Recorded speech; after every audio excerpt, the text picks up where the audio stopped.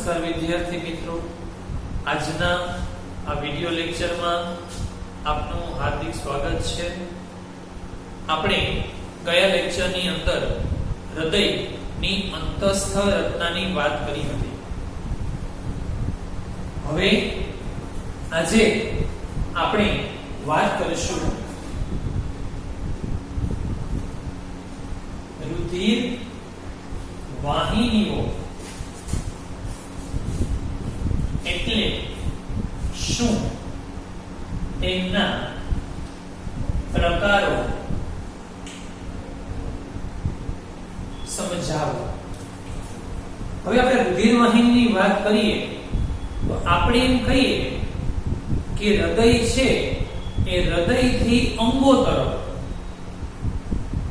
અને અંગોથી હૃદય તરફ રુધિરનું વહન કરતી બંધ એવી જે પોલી નળીઓ છે એને આપણે રુધિર વાહિનીઓ કહીશું।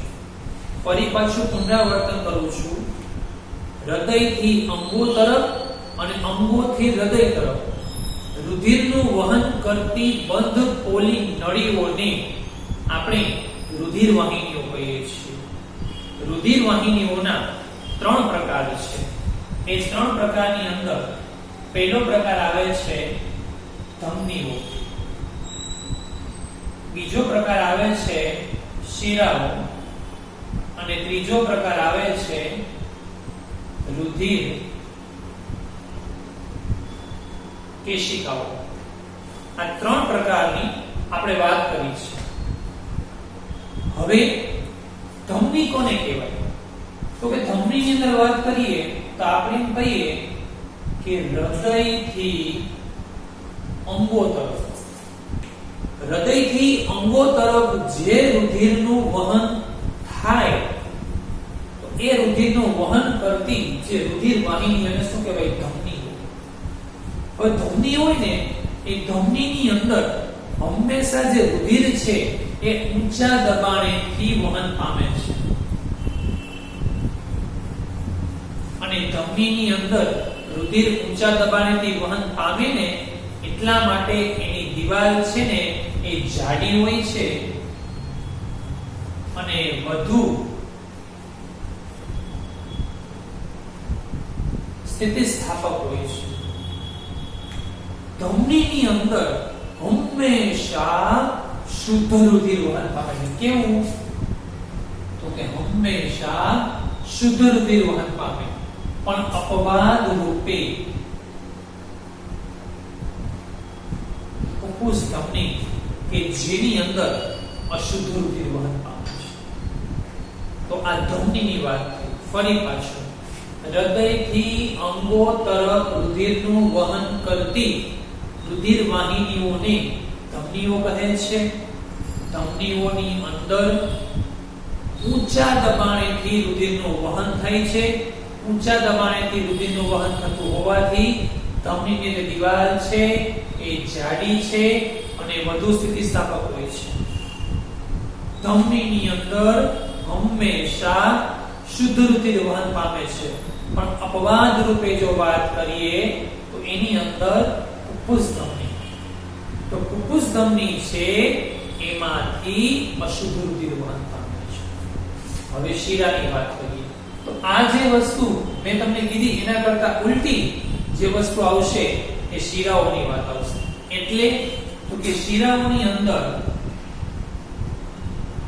અંગોથી હૃદય તરફ રુધિરનું વહન કરતી રુધિર વાહિનીઓને શિરાઓ કહેવાય છે।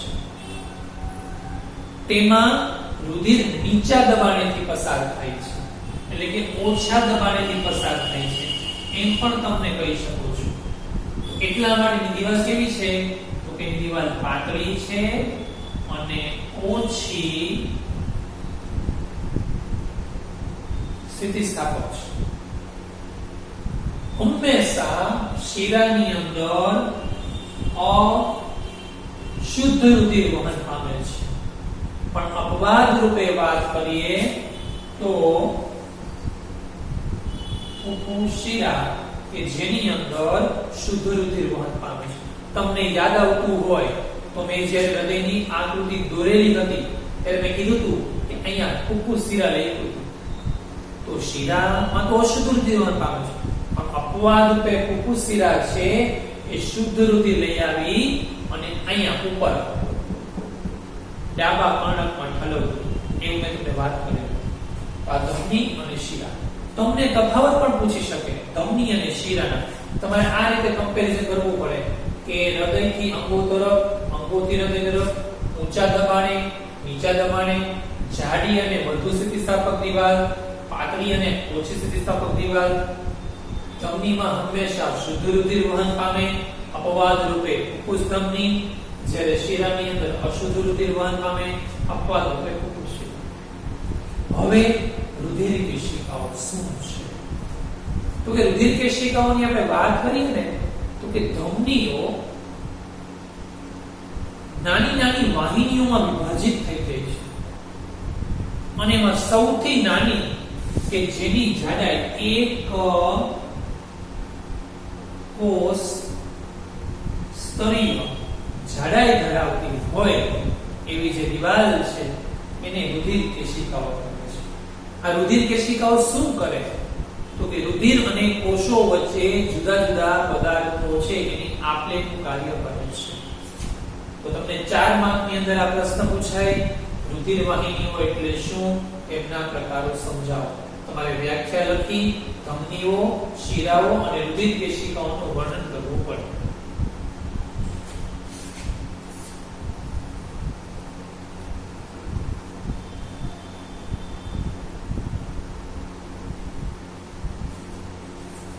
ત્યારબાદ માછલીથી સસ્તન સુધીના હૃદયનો ઉદ્વિકાસ સમજાવે. માછલીથી સસ્તન સુધી જે કંઈ પણ આવતા હોય સજીવો, એમાં હૃદયનો ઉદ્વિકાસ છે એ સમજાવવાનો છે. તો જુઓ, હું અહીંયા જે તમને સમજાવું છું એમાં તરત તમને 9મું ધોરણ યાદ આવશે. માછલી છે એની અંદર એક કર્ણક અને એક ક્ષેપક હોય છે. તો બે ખંડ થયા. તો બે ખંડ હોય તો એટલા માટે માછલીને શું કહેવાય? દ્વિખંડી. ઓકે, યાદ રાખજો, માછલી દ્વિખંડી છે કારણ કે તેમાં એક કર્ણક અને એક ક્ષેપક જોવા મળે છે. માછલી છે એ રુધિરનું વહન કઈ રીતે?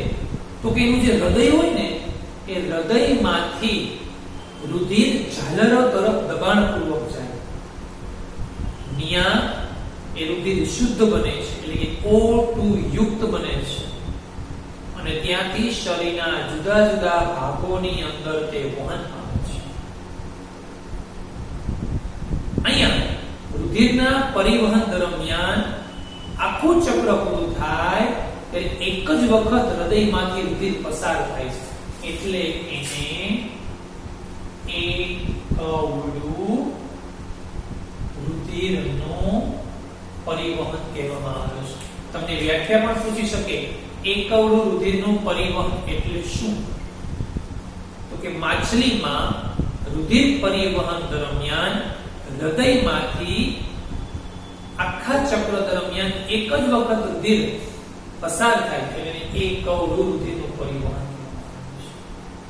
હવે બીજી વાત કરીએ, ઉભયજીવી અને સરીસૃપો. તમને યાદ આવતું હોય તો તમે વિચારો કે ઉભયજીવી છે, આ સરીસૃપો છે, એ કેવા ખંડી છે? તો કે ત્રિખંડી છે. ત્રિખંડી હોય એટલે એમાં શું હોય? તો કે ત્રિખંડી હોય ને એટલે એમાં બે કર્ણક હોય અને એક ક્ષેપક હોય. અને બીજી વસ્તુ આ છે ને એ ઠંડા રુધિર વાળા પ્રાણીઓ છે. ઠંડા રુધિરવાળા પ્રાણીઓ છે એટલે કેવા કહેવાય કે શીત રુધિરવાળા પ્રાણીઓ છે. એ શીત રુધિરવાળા પ્રાણીઓ છે તો એટલે એના શરીરનું જે કંઈ પણ તાપમાન છે એ આસપાસના પર્યાવરણ ઉપર આધારિત હોય છે. એ આસપાસના પર્યાવરણ પર આધારિત હોય એટલે એને વધારે ઊર્જાની જરૂર ન પડે. બીજી એક ખાસ વસ્તુ આમાં છે ઉભયજીવીને સરીસૃપ. એ છે ને મિશ્ર રુધિર એટલે કે અશુદ્ધ અને શુદ્ધ રુધિર એ ભેગું હોય એટલે મિશ્ર રુધિર કહેવાય.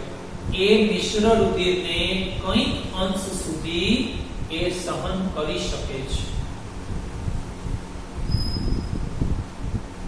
ઓકે, ઉભયજીવી સરીસૃપો ત્રિખંડી, ઠંડા રુધિર એટલે કે શીત રુધિર વાળા પ્રાણીઓ, પર્યાવરણ આસપાસનું પર્યાવરણ હોય એના તાપમાન પર એ આધારિત હોવાથી તે વધુ ઊર્જાની જરૂર એને હોતી નથી અને મિશ્ર રુધિરને કંઈ અંશે તે સહન કરી શકે છે. પછી આવે સસ્તન. હવે સસ્તનની અંદર તો કે તમે ભણી ગયા ચતુષ્ખંડી. આપણે સસ્તનમાં આવ્યું વિહગે સસ્તનમાં આવે સસલું છે. આપણે જે તે સમય 9મા ધોરણમાં ચર્ચા કરેલી હતી, તમે ભણી પણ ગયા હશો. તો ચતુષ્ખંડી હોય તો શું હોય કે બે કર્ણક હોય અને બે ક્ષેપક હોય. એ બે કર્ણક હોય અને બે ક્ષેપક હોય એટલે ચતુષ્ખંડી થયું. ચતુષ્ખંડી હૃદય હોવાનો ફાયદો શું તો કે ઓક્સિજનનો જથ્થો પૂરતા પ્રમાણમાં મળી રહે છે, શરીરનું યોગ્ય તાપમાન જળવાઈ રહે છે. એ ઉપરાંત શુદ્ધ રુધિર છે એ અશુદ્ધ રુધિર સાથે મિશ્ર થઈ શકતું નથી. તો આ વસ્તુ તમને 3 માર્કમાં પૂછે છે કે માછલીથી સસ્તન સુધીના પ્રાણીના હૃદયનો ઉદ્વિકાસ સમજાવો. તમારે પહેલા માછલીની ચર્ચા કરવી પડે, પછી ઉભયજીવી સરીસૃપો અને પછી સસ્તનની વાત કરવી પડે.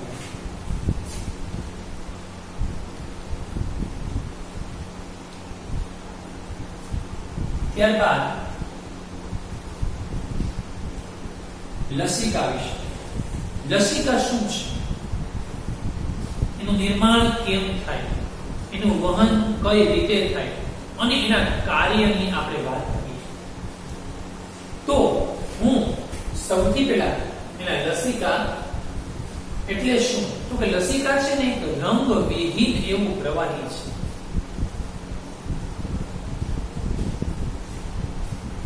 પછી નિર્માણ તો કે જે રુધિર કેશિકા છે એની દિવાલમાં છિદ્રો હોય. આ રુધિર કેશિકાની દિવાલમાં છિદ્રો છે ને એ છિદ્ર મારફતે પ્રોટીન, રુધિર રસ અને રુધિર કોષો આ ત્રણેય અહીંયા ભેગા થાય અને એ મિશ્રણ જે થયું એને શું કહેવાય લસિકા. તો લસિકા કેનું મિશ્રણ કહેવાય? રુધિર રસ, પ્રોટીન અને રુધિર કોષો. જો રુધિરની વાત કરીએ તો રુધિરમાં જેટલું પ્રોટીનનું પ્રમાણ હોય એટલું પ્રોટીનનું પ્રમાણ લસિકામાં ન હોય.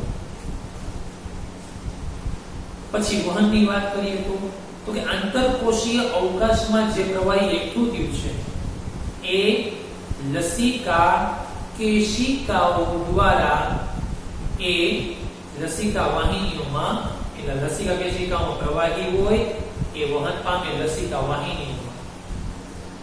થોડું અટપટું રહેશે આ વસ્તુ. કાર્યની વાત કરીએ તો કે નાના આંતરડામાં જે પાચિત ચરબીની વાત છે, એ જે પાચિત ચરબી હોય ને એનું શોષણ અને વહન કરવાનું કાર્ય કરે અને આંતરકોષીય અવકાશમાં જે વધારાનું જે કંઈ પણ પ્રવાહી હોય એને શિરાના રુધિરમાં ફરી પાછું એ ઠાલવે છે. તો આ લસિકા સૌથી પહેલા એની વ્યાખ્યા, કેવું પ્રવાહી છે, કેવું નિર્માણ, વહન, પછી કાર્ય. પછી આપણે એમ કહીએ કે કોઈ પણ વ્યક્તિ છે એ વ્યક્તિને ઈજા થઈ ગઈ. ઈજા થાય એટલે શું થાય તો કે ઈજા થાય ને એટલે એને ટૂંકમાં રુધિર નીકળવા માંડે. તો એને અટકાવવા માટે શું કરવું જોઈએ? તો કે અટકાવવા માટે આપણે પહેલી વાત એ કે જ્યારે પણ કોઈ વ્યક્તિને ઈજા થાય ને એટલે જેની રુધિર વાહિની કપાઈ જાય. રુધિર વાહિની કપાઈ જાય એટલે શું થાય તો કે રુધિરનો પ્રવાહ વહન થવાનું ચાલુ થઈ જાય. એટલે રુધિર ત્યાંથી છે વહેવા માંડે. હવે રુધિર ક્યારે અટકે? તો કે જો રુધિર ગંઠાય તો જ એ અટકી શકે. તો રુધિર ગંઠાવા માટે જવાબદાર કોણ?